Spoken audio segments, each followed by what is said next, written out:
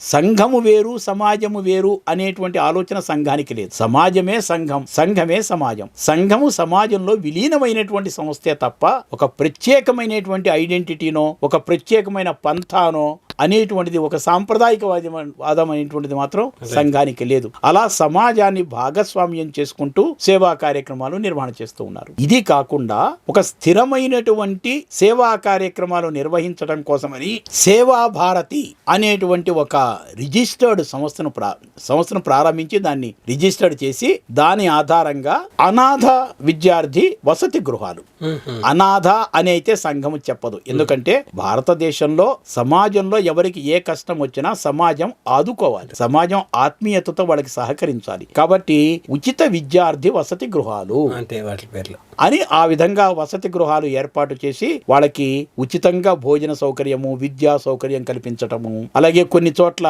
వైద్య సహాయం అవసరమైన చోట వైద్య సహాయం అందించటము, ఇలాంటి ఒక ప్రకల్పలు ఒక సేవా కేంద్రాలన్నింటినీ కూడా స్థిరమైనటువంటి సేవా కేంద్రాలను సేవా కార్యక్రమాలన్నింటినీ కూడా సేవా భారతి పేరు మీద నడుస్తుంది.